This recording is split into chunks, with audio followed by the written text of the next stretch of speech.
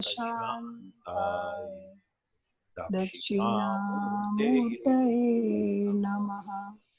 ईश्वरो ईश्वरो गुरुरात्मेति गुरुरात्मेति मूर्तिभेदविभागिने मूर्तिभेदविभागिने व्योमवद्व्याप्तदेहाय व्योमवद्व्याप्तदेहाय दक्षिणामूर्तये दक्षिणामूर्तये नमः। नमः।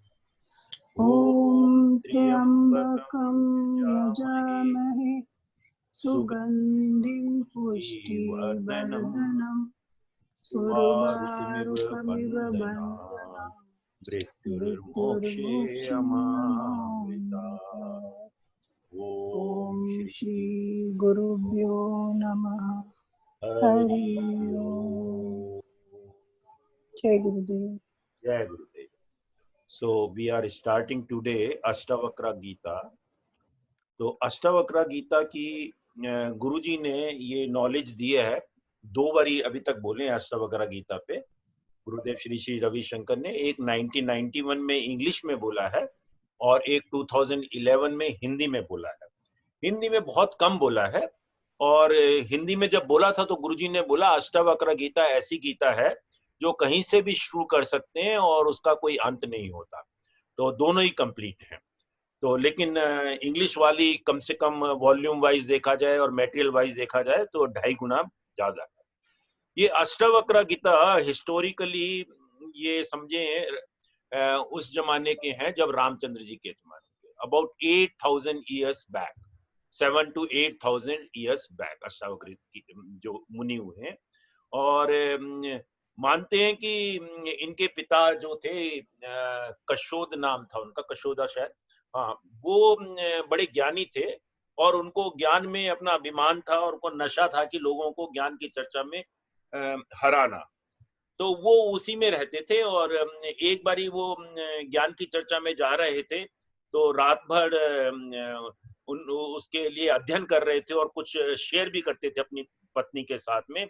और उनकी पत्नी उस टाइम में गर्भवती थी।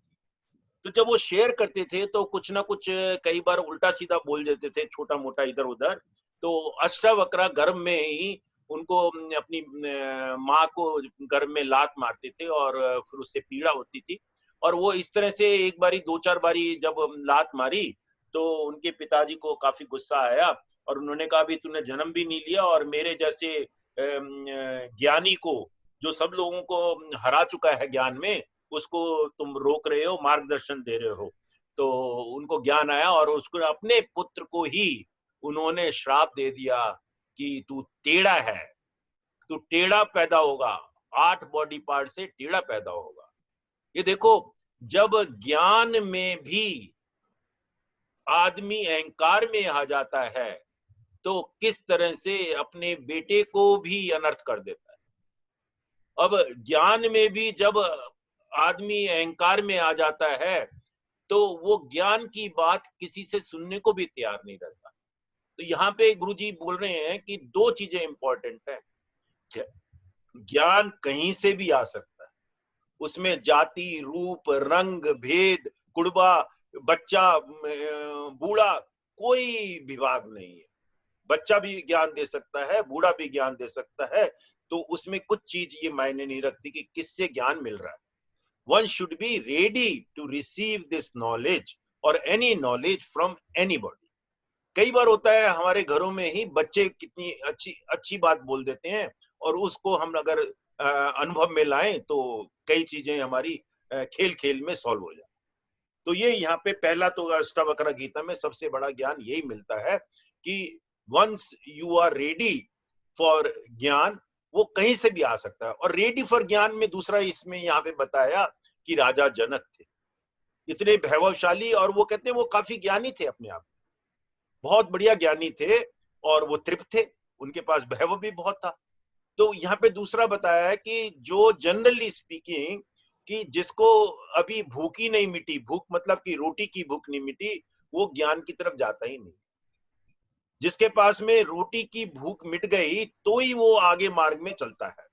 और वो जब आगे मार्ग में चलता है तो उसमें भी कई बिरले ही होते हैं जो ज्ञान की असीम, जिनके ऊपर कृपा होती है और वो असीम तक पहुंच सकते हैं।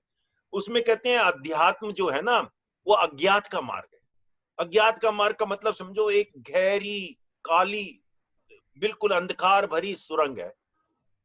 अब उसमें तुम अंदर जाओगे, रोशनी का कोई प्रबंध नहीं, तुम्हारे पास रोशनी भी नहीं है, टॉर्च भी नहीं है, कुछ भी नहीं है। तो उसमें अगर सुरंग में आपको अंदर की यात्रा करनी है तो किसी का सहारा चाहिए। वो सहारा गुरु जी का सहारा, वो सहारा गुरु का है। तो कहते हैं वो अज्ञात की यात्रा जो कि आपके आज्ञा चक्र से क्राउन चक्र तक होती है, वो गुरु के बिगर नहीं हो सकती। तो उसके लिए गुरु बनाना जरूरी है। तो अष्टावक्र तो राजा जनक तो पहुंचे हुए थे, ज्ञान तक पहुंचे हुए थे, पूरा बड़े ज्ञानी थे, और बस उनको वो छोटी आखिरी वाली यात्रा चाहिए थी। तो वो छोटी वाली यात्रा में जब वो प्रविष्ट हुए तो कहते हैं वो दूसरे चैप्टर से ही ना वो समझ गए सब, और वो बोलने लगे अहो निरंजन, अहो निरंजन, अहो निरंजन, मतलब मैं अनटच्ड हूं। क्या मतलब है अनटच का? हमारे अंदर 7 लेवल से ना, सबने बेसिक कोर्स किया है, तो उसमें 7वां लेवल जो है आत्मा है वो अनटच्ड है, उसके ऊपर ये पर्दे हैं। तो अष्टावक्र गीता को ऐसा गुरुजी बोलते हैं, ऐसा विद्यार्थी मिला, ऐसा शिष्य मिला जो खुद पहले ज्ञानी था, उनके ऊपर में काम करने की जरूरत नहीं पड़ी। अष्टावक्र एक वाक्य बोलते और दूसरा मजा आ गया, मजा आ गया, मजा आ गया। और दूसरी तरफ भगवान कृष्ण थे भगवत गीता में, वो अर्जुन को बता रहे थे और अर्जुन प्रश्न पे प्रश्न करे जा रहा था, उसका प्रश्न ही नहीं शांत हो रहे थे। 700 श्लोक हो गए, आखिर में जाके बोला उसने, तब भी प्रश्न शांत नहीं हुआ। आखिर में बोला ठीक है, जो आप कहोगे वही मैं करूं, मैं आपको समर्पण करता हूं। तो ये बात जो है ना, दोनों में बहुत फर्क है। वो युद्ध में हुआ, ये दरबार में हुआ, राजा के किंगडम में हुआ, बहुत फर्क है। और तो इसका फर्क भी इसलिए बता रहे हैं कि सब में एक चीज कॉमन है, जो कल भी मैंने बोली थी कि अष्टावक्र गीता, भगवत गीता और योग वशिष्ठ में सब चीज एक कॉमन है। क्या कॉमन है? कि ज्ञान के लिए, धर्म के लिए, धर्म के लिए आप कुछ भी यूज कर सकते हो। कुछ भी यूज क्या कर सकते हो? युक्ति, शक्ति और भक्ति और मुक्ति। जैसे कृष्ण ने तो सारे टाइम में युक्ति यूज करी, हर टाइम में कुछ भी उन्होंने कहा धर्म के लिए, हाँ मैं लड़ भी दूंगा, धर्म में मैं भाग भी जाऊंगा, मैं किसी का चोरी भी कर लूंगा। तो धर्म में वो कुछ भी करते थे। भगवान राम ने भी, कल भी मैंने बताया था कि भगवान राम ने बाली को बांध दिया, छुप के मार दिया। ऐसे भगवान राम के भी कई 2-4 इंसिडेंट आते हैं। मर्यादा पुरुषोत्तम मानते हैं, लेकिन उनके भी ऐसे कुछ मानते हैं, युक्ति। तो धर्म में ये सारी चीजें पॉसिबल। और हिंदी किताब में क्या बोला है कि पुरुषार्थ करते हो ना, तभी वो होता है आखिर में ज्ञान।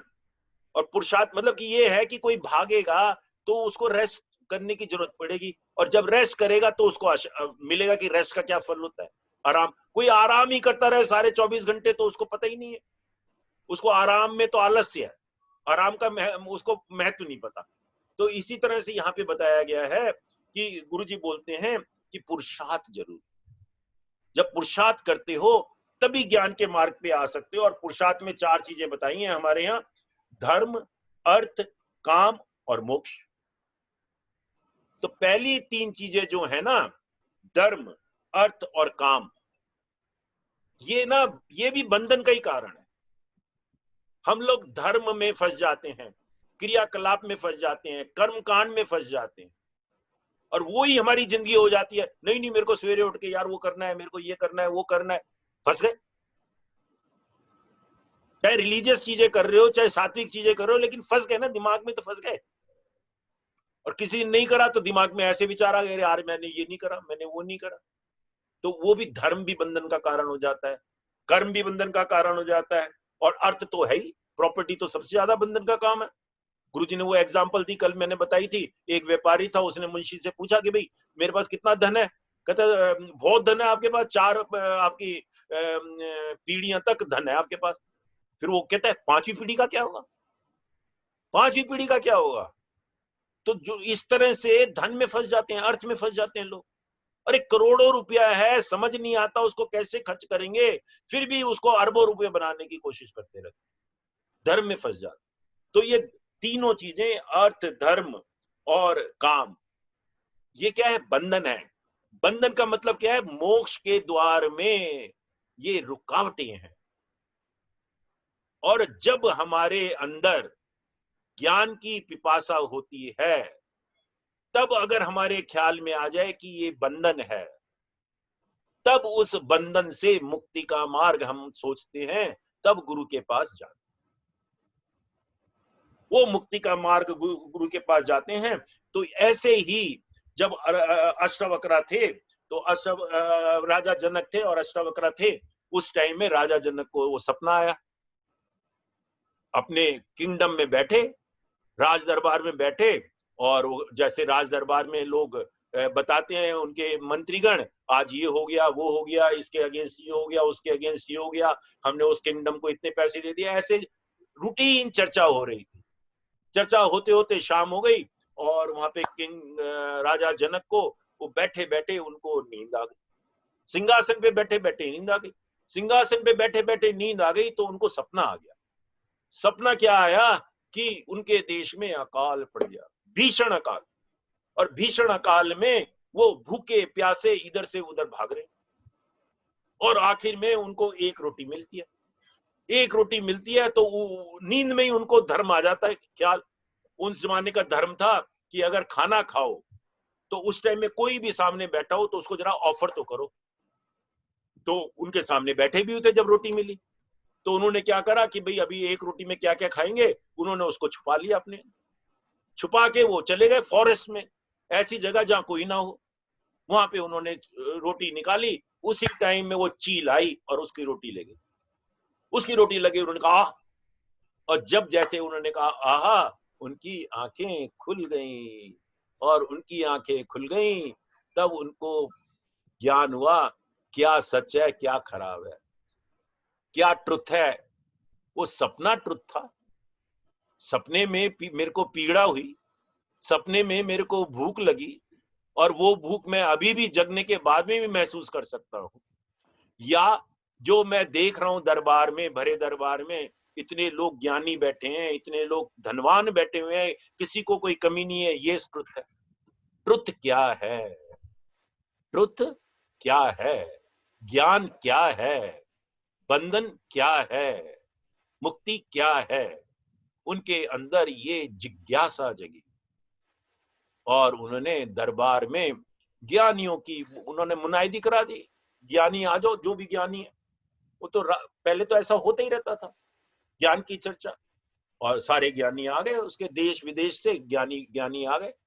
ज्ञानी आ गए तो चर्चा शुरू हो गई, लेकिन कोई भी आंसर ठीक नहीं दे पाया। कहते हैं उस टाइम में अष्टावक्रा के पिता भी वहां पे आए। कहते 1 महीने तक चर्चा चलती रही, कोई नहीं आया। फिर इसमें कई वर्षन्स हैं, तो जो हम वर्षन बता रहे हैं, तो उसमें फिर अष्टावक्रा की माँ ने बोला, भाई देखो तेरे पिता वहां पे गए हुए हैं राजा के दरबार में, अभी पता नहीं हारे हैं जीते हैं, 1 महीना हो गया। तो कहते हैं फिर अष्टावक्रा गए, और उन्होंने वहां पे जाके फिर दरबार में गए, और जब दरबार में गए तो लोग हंसने लगे, जो ज्ञानी लोग थे वो हंसने लगे कि तो कुबड़ा आदमी, डिफॉर्म्ड आदमी, बालक, ये क्या ज्ञान की चर्चा में भाग लेगा। लेकिन अष्टावक्रा ने जब वो हंसने लगे, वो कहते हैं बड़ी जोर जोर की हंसे अष्टावक्रा, वो भी ठाका मार के हंसने लगे। तो राजा जनक पूछते हैं आप क्यों हंस रहे हो? बालक तुम क्यों हंस रहे हो? ये तो हंस रहे हैं तुम्हारे ऊपर, तुम क्यों हंस रहे हो? कहते मैं हंस रहा हूं इनके ऊपर। कहते क्या? कहते मैं इनके ऊपर हंस रहा हूं, राजा तुमने तो चमारों की सभा बुला रखी है, वो चमड़ी को देखते हैं, वो चमड़ी से ऊपर ही नहीं गए। और गुरुजी ने तो हमको पहले दिन बता दिया कि शरीर तो पहला लेवल है, शरीर के बाद ब्रेथ, मन, बुद्धि, मेमोरी, अहंकार, वो 6 लेवल क्रॉस करोगे तो आत्मा आती है। तो कह रहे हैं ये तो सारे चमार बैठे हैं, शरीर पे ही बैठे हैं, चमड़ी पे ही बैठे हैं। आप इनको दरबार में बुला के अपना टाइम वेस्ट कर रहे हो, इनका टाइम वेस्ट कर। और सारी सभा में सन्नाटा हो गया, और सन्नाटा हो गया तो वहां से शुरू होती है अष्टावक्रा गीता। और जनक ने एकदम से पहचान लिया, राजा जनक ने पैर पे पड़ गए उसके, और बालक को उच्च सिंहासन दिया। उसमें भी कई स्टोरी है, उसको स्टोरी को छोड़ो। राजा सिंहासन, उसको सिंहासन पे बिठाया, उसकी पूजा करी, उसके पादुओं की पूजा करी, और उसको फिर उसके साथ में ज्ञान की चर्चा करी। तो अभी हमारे पास में कई लोग हैं, और हमारे पास दो किताबें हैं। एक हिंदी की किताब है गुरुजी ने जिसमें ज्ञान दिया है। हिंदी की किताब में थोड़ा सा अलग है, 2011 में, 2010 में, और एक इंग्लिश की किताब है, वो की बहुत कंप्लीट है, वो 1991 में दिया था। तो इंग्लिश की किताब तो मेनली हम फॉलो करेंगे ही, लेकिन हिंदी की किताब में भी गुरुजी ने बढ़िया बहुत चीजें बोली हैं। तो आई विल लाइक, ये इस ग्रुप में वॉलंटियर्स कौन कौन है जिनके पास हिंदी की किताब है, हम रोज हिंदी की किताब से भी एक आध पेज पढ़ेंगे, और इंग्लिश की किताब का तो मैं नॉलेज शीट डालूंगा, वो पढ़ेंगे। तो हिंदी की किताब किसके पास में है? Anybody wants to volunteer? Seema Gupta ji, आपके सर पास है सर, हिंदी? सर मेरे पास है, मेरे पास है। हाँ, तो आप हिंदी की किताब का आज पहले दो पेज पढ़ो। पेज ठीक है, नंबर अब 3 से शुरू होता है, पेज नंबर 3 और 4 पढ़े। सर मैं अभी लेकर आती हूँ, निकाल ही रही हूँ। इतने लेकर आइए। इतने, वो इंग्लिश की किताब किसके पास है? या इंग्लिश का तो मैंने नॉलेज शीट डाली ही है, वो पढ़ लीजिए। हाँ हाँ सर, मैं पढ़ती पढ़िए पढ़िए।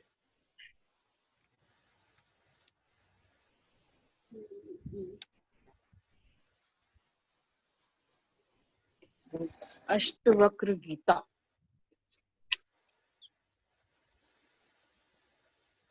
कहाँ से? यहाँ से चैप्टर 1 है ना? हाँ जी, या day 1, day 1। Day 1. Yeah. Thousands of years ago, there reigned a king called Janak, who had attained the highest knowledge. However, he was curious and wanted to know more, despite being fully engaged in regular duties of a king. One evening, he was holding court where his subjects were talking about their problems. Reports were being read from different parts.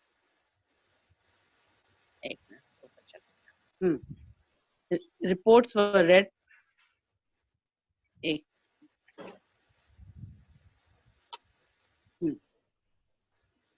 Yeah. So he was holding the court. Reports were being read from different parts of his kingdom. So it must have been a little boring. While listening to the reports, Janak dozed off. In his sleep, he saw a famine and loss of grains, fields, and cattle. Everything was lost. He became a pauper and found himself roaming from street to street as hungry as ever.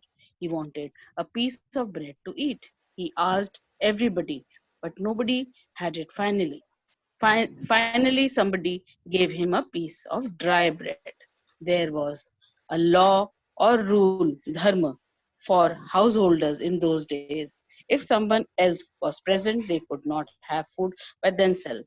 First, they had to feed the person and then eat themselves. Since he had only one piece of bread, he was worried that he would have to share it if he met someone. So he hid it under his robe. He found a place where there was nobody, and he was about to it. An eagle flew down and snatched it from his hand.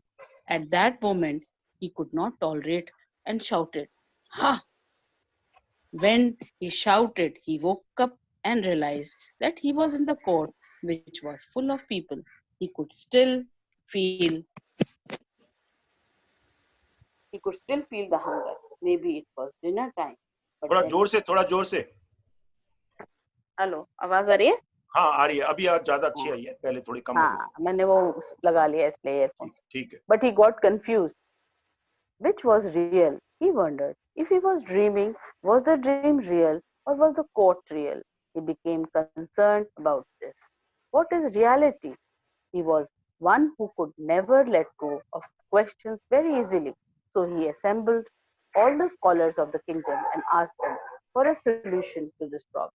This solution did not satisfy him and he was troubled by it for several days. Then someone told him, that there was a man called Ashtavakra who could be approached for a resolution of this problem. Ashtavakra's body was bent in 8 places. He had 8 deformities. His leg was uneven. One was long and the other was short. There were 8 knots in his body. That was why he was named Ashtavakra. It meant a man with 8 knots or 8 bends in his body. Ashtavakra was a Brahma, Jnani, knower of the Brahma. He was invited to the court of King Janak. A conversation took place between Janak and Ashtavakra. This is the most unique conversation that has ever taken place on this planet. This discussion between them is a unique phenomenon. On one side was King Janak, enjoying the peak of life, wanting to know about the self and reality, and on the other side was Ashtavakra, who had risen to the pinnacle of existence, telling what reality is.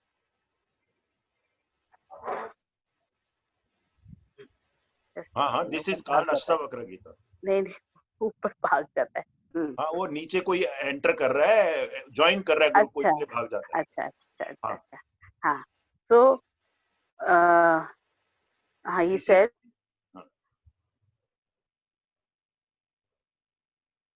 said between them is a unique phenomenon.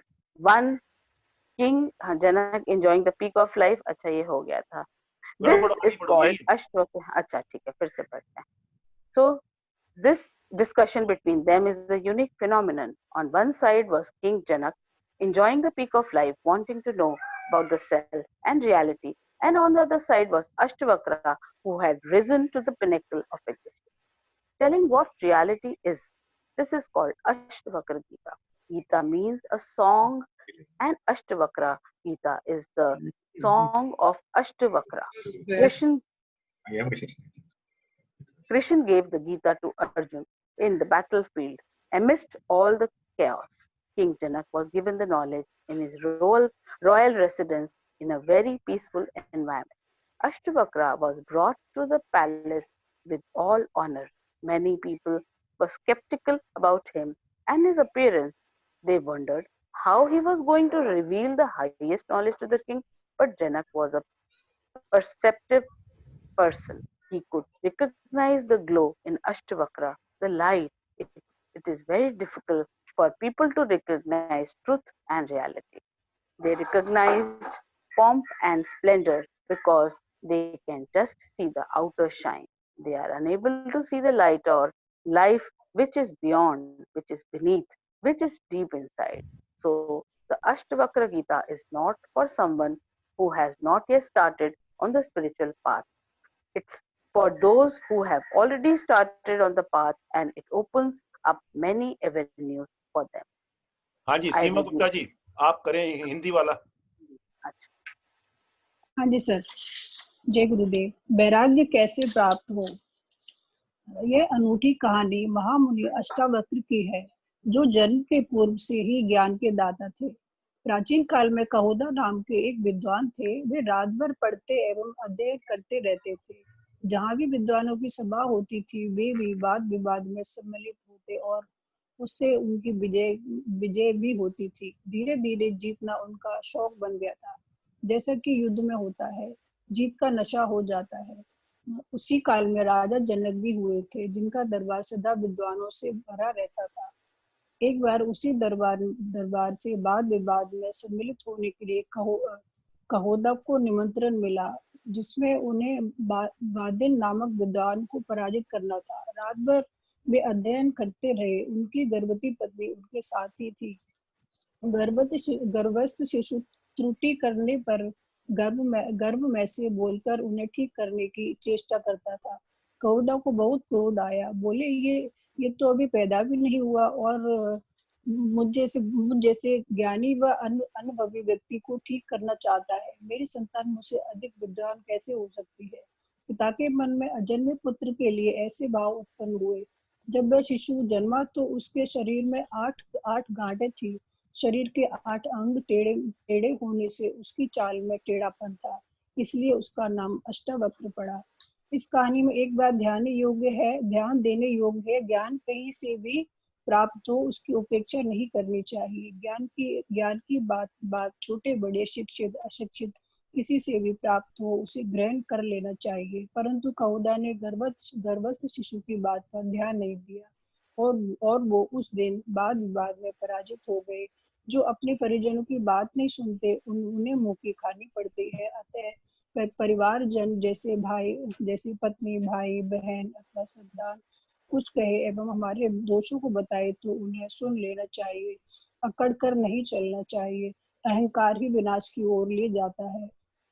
जीवन में दुख का मूल यह अहंकार ही है, कोई अन्य व्यक्ति नहीं। कोई अन्य व्यक्ति हमारे दुख का कारण नहीं होता है, हमारा अहम ही हमें दुख करता है। हम झुकना नहीं चाहते, मात्र बाहरी व्यवहार में बनावटी विनम्रता में ले आते हैं, परंतु अंदर से विनयशील नहीं बनते। संस्कृत में एक कहावत है, अति विनयम धूर्त लक्षणम। जो बाहर विनम्रता दिखाते हैं वे भीतर से धूर्त होते हैं। मनुष्य अपने अहंकार अज्ञान व नासमझी से दुख प्राप्त करता है, परंतु उसका दोषारोपण दूसरों पर करता है। दूसरों को दुख की वजह समझने के कारण हमारा क्लांत मन इस दुख को और बढ़ाकर चिरस्थायी बना देता है। बस यहीं तक। कल आगे से पढ़ना। ये हिंदी का बहुत कम पढ़ेंगे, बहुत कम किताब है, नहीं तो बहुत जल्दी खत्म हो जाएगी। ठीक है ना? ठीक है। दोनों को मिक्स करके पढ़ेंगे। दोनों में थोड़ा थोड़ा डिफरेंट भी है, डिफरेंट समय पे दी गई है और डिफरेंट है काफी कुछ, तो इसीलिए दोनों पढ़ना जरूरी है। चलो, और इसमें अब कोई आज की चर्चा में कोई कुछ बोलना चाहता है, कोई अपना एक्सपीरियंस या otherwise anybody wants to say anything? जय गुरुदेव। मैं एक एक्सपीरियंस शेयर करूं आज सवेरे का। हाँ जी, नीरज जी। ये जब कल आपने अष्टावक्र के का इंट्रोडक्शन तो दिया ही था और राजा जनक का जैसे वो सो रहे थे वगैरह वगैरह जी, तो आज सवेरे से उठते एक ख्याल मन में आया कि जैसे एक किसी गुरु स्टोरी में मैं सुन रहा था कि गुरुजी तीनों अवस्थाओं में, तुरीय अवस्था में तो रहते ही हैं और किसी भी मनुष्य के किसी भी तीनों अवस्थाओं में, सुषुप्ति में, जागृत में या स्वप्न में जा सकते हैं। उनके लिए कोई अवस्था का भेद नहीं। तो जब और आपका जब ये एक अष्टावक्र की कहानी कल सुनी तो एकदम से सवेरे ख्याल आया कि राजर्षि जनक बहुत ही हाइटेंड अवेयरनेस में थे।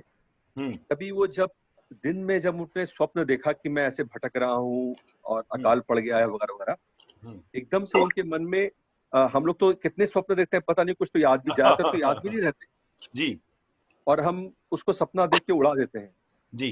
तो राजर्षि जनक पहले ही इतने हाइटेंड अवेयरनेस में थे कि उस स्वप्न का भी अर्थ जानने की उनके अंदर उत्कंठा हुई। Beautiful beautiful. मैं कौन हूँ ये भाव वहां पैदा हो गया उस स्वप्न को याद करते ही। तो बस यही चीज मुझे शेयर करनी थी, मन में ऐसे ही विचार आया। नहीं, वो देखो हमने शिव सूत्र में भी देखा है कि जो एनलाइटन मास्टर होते हैं वो तीनों अवस्थाओं से परे होते हैं और वो तीनों अवस्थाओं का अनुभव सजो के रखते हैं। तो वो तीनों अवस्थाओं से जो तुरीय अवस्था होती है, जैसे ये काफी लोग हैं तो मैं बता देता हूं, हम जाग रहे हैं, हम सब लोग सुन रहे हैं, इसको जागृत अवस्था बोलते हैं। जब हम सोते हैं, कोई सपन नहीं आता तो उसको निद्रा अवस्था बोलते हैं, और जब कोई सपन आता है तो सपन अवस्था बोलते हैं। तो ये तीन अवस्था हम सब लोग जाते हैं, डेली लाइफ में जीते हैं। और एक अवस्था होती है इन तीनों अवस्था से पूरी परे, वो तुरीय अवस्था होती है, उसमें हम अपनी आत्मा या इनफाइनाइट चेतना के साथ ही रहते हैं। उसमें हमारा बिलोंगिंगनेस इतना ज्यादा होता है कि सब हमारे ही लगते हैं, चाहे वो दुश्मन हो, चाहे वो टेररिस्ट हो, चाहे भक्त हो, चाहे कोई भी हो। जैसे गुरुजी के पास कोई भी जाता है सबको वो प्यार से अपना ही समझते हैं, वासुदेव कुटुंबकम, उसको बोलते हैं तुर्य अवस्था या पूर्ण जागृत अवस्था। तो वो पूर्ण जागृत अवस्था में जो आदमी होता है, हमने शिव सूत्र में भी देखा था, वो पूर्ण जागृत अवस्था वाला आदमी सारे भेदों को जानता है। सारे भेदों को जानने का मतलब क्या है कि नींद में क्या हो रहा है, सपन में क्या हो रहा है और जागृत अवस्था में क्या हो रहा है, वो सबको जानता। मतलब दुनिया में रहते हुए वो सारी चीजें भी करता है, सारा व्यवहार भी करता है, और वो व्यवहार से ऊपर भी होता है, व्यवहार में लिप्त भी नहीं। बहुत ही सुंदर है, बहुत बढ़िया। और किसी का कोई प्रश्न? क्योंकि टाइम खत्म होने वाला है, बस फिर हम आखिर में 11 बारी बोलते हैं। बोलिए जी। विवेक नारायण माथुर बोल रहा हूँ। तो प्रश्न क्या है कि अष्टवक्र, कल मैं था नहीं तो इसलिए अष्टवक्र गीता और भगवत गीता में अंतर क्या है? हाँ, अष्टवक्र गीता और भागवत गीता में बहुत बड़ा अंतर है। आज भी हमने बोला, आज भी शायद आप लगता है कि थोड़ी देर में आए, गुरुजी ने भी बोला है। अष्टवक्र गीता एक राजा को, राजा जनक को, एक छोटे से बालक जिसका शरीर डिफॉर्म्ड था, राज दरबार में एक जगह पे जहां पे पूर्ण शांति थी, सब लोग सुनने के मूड में थे, वहां पे आत्मज्ञान दिया गया है। और भगवान कृष्ण ने भगवत गीता में एक युद्ध क्षेत्र में जहां कोलाहल था, कोई सुनने को तैयार नहीं था, वहां पे एक अर्जुन को जो अज्ञान में, घोर अज्ञान में, यहाँ पे राजा जनक अज्ञान में नहीं थे, उनको ज्ञान की पिपासा थी। यहाँ पे अर्जुन जो घोर अंधकार में था, विषाद योग में था, कि कंफ्यूज था कि मैं कहां करूं, मैं लड़ूं नहीं लड़ूं, मेरे गुरु खड़े हैं, मेरे भाई खड़े हैं, मैं उनके साथ लड़ूं नहीं लड़ूं, वो कंफ्यूज स्टेट में था। वहां पे ज्ञान भगवान कृष्ण ने अर्जुन को दिया, और ज्ञान देते देते अर्जुन उनकी बात नहीं मानता था और प्रश्न पे प्रश्न करता जाता था, और प्रश्न करते करते 700 श्लोक हो गए। 700 श्लोक में आखिर में भी उसके प्रश्न शांत नहीं हुए। फिर उसने आखिर में जाके ये कहा, अच्छा आप जो कहोगे। भगवान ने अपना विश्व रूप भी दिखा दिया उसको, तब भी उसके प्रश्न नहीं शांत हुए। फिर उसने आखिर में कहा, भगवान, उसने फिर सखा से उसको भगवान मान लिया। फिर उसने कहा कि भगवान जो आप कहोगे वो मैं करूंगा। मतलब उसमें आखिर में भी उसको इतना ज्ञान नहीं आया कि धर्म क्या है। उसने यही कहा कि जो आप कहोगे मैं वो करूंगा। यहाँ पे उल्टा है, राजा जनक पहले ही जानते थे धर्म क्या है, राजा जनक पहले ही जानते थे ज्ञान क्या है। बस उनके ऊपर में एक छोटी सी परत थी कि सपन में मैंने जो देखा वो रियल था, या जो मैं दरबार में देख रहा हूं ये रियल है। और इस पे ही आप सब लोग मनन करो, क्या रियल है। ये आज का प्रश्न है, कल यहीं से शुरू करेंगे, और आप सब लोग जरा इस पे मनन करना, रियलिटी क्या है, जो राजा ने सपन में देखा या राजा ने दरबार में देखा। वैभव दो, रियलिटी क्या है। बहुत धन्यवाद, समझ आ गया। इसमें बस एक क्वेश्चन और था कि जो दोनों के कंटेंट हैं, ये तो कॉन्टेक्स्ट था, जो कंटेंट्स हैं जो 700 श्लोक हैं, ऐसे ही जो अष्टवक्र में जितने भी श्लोक हैं मुझे नहीं मालूम, अलग अलग कंटेंट में भी अलग अलग है। अच्छा, बिल्कुल अलग है कंटेंट्स, अलग अलग है, पहुंचना एक ही जगह है, रास्ता अलग अलग है। जी जी जी, ओके, थैंक यू। ठीक है जी, हाँ, जय गुरुदेव। चलो, सत्यम परम धीमहि, सत्यम परम धीमहि, सत्यम परम धीमहि, सत्यम परम धीमहि, सत्यम परम धीमहि, सत्यम परम धीमहि, सत्यम परम धीमहि, सत्यम परम धीमहि, सत्यम परम धीमहि, सत्यम परम धीमहि, सत्यम परम धीमहि। धीमी को बोलते हैं बुद्धि। मेरी बुद्धि में सत्य का वास हो। ये जो 11 टाइम प्रेयर है, ये गुरुजी ने बोला ये करनी चाहिए। ठीक है ना। अब आखिर में हम सब लोग प्रेयर करते हैं, लोकाना समस्ता सुखिनो भवन्तु, ओम शांति शांति शांति। जय गुरु, जय गुरु। कल मिलेंगे।